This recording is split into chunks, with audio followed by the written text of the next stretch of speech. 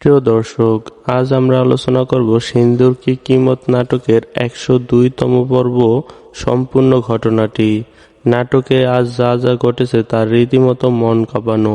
চলুন আর দেরি না করে শুরু করি। মিষ্টিকে যখন সকলে মিলে অপমানিত করেছিল, মিষ্টি তখন বাকরুদ্ধ হয়ে সবার কথাগুলো শুনতেছিল।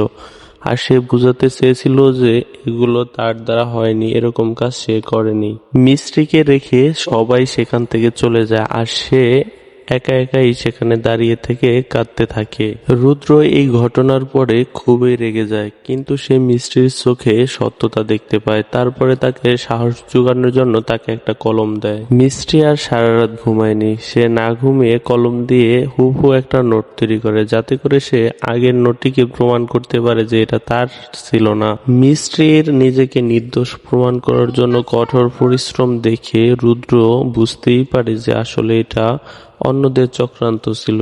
আসলে মিষ্টি এটার ভিতরে কোনোভাবে যুক্ত ছিল না। পরদিন সকাল হওয়ার সাথে সাথে মিষ্টি সবাইকে ডাইনিং এ ডাকে। সেখানে রুদ্র উপস্থিত ছিল। যখন সে প্রমাণগুলো আস্তে আস্তে তাদেরকে দেখাচ্ছিল আর বলতেছিল যে এসবের সাথে আমি যুক্ত ছিলাম না, তখনই তার সাথে ঘটে যায় আরেকটি দুর্ঘটনা। যখন বুঝতে পারে যে তাদের পরিকল্পনা মিষ্টি ধরে নিয়েছে এবং সকলের সামনে প্রমাণ করে দিবে, ঠিক তখনই ফ্লোরে পানি রেখে দেয়। আর তার জন্যই মিষ্টি ফ্লোরে পড়ে যায় আর ডায়েরিটি অন্য জায়গায় সরে যায়।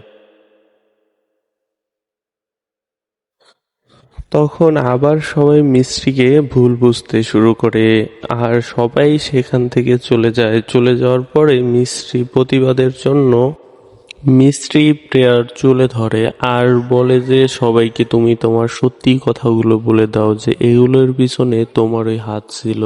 প্রিয়া হঠাৎ করে ফ্লোরে পড়ে যায় আর যে ফ্লোর ক্লিনার ছিল তার ভিতরে প্রিয়ার চুল ঢুকে যায় আর সে চিৎকার করতে থাকে। আর ঠিক সময় অর্জুন চলে আসে।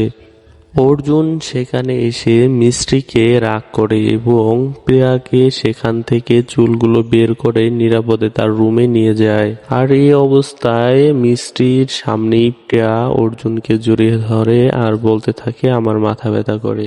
মিষ্টির আসলে এখানে কিছুই করার ছিল না। তো প্রিয় দর্শক, ভিডিওটি কেমন লেগেছে? আগামী পর্বটি দেখতে আমাদের চ্যানেলটি সাবস্ক্রাইব করে রাখুন।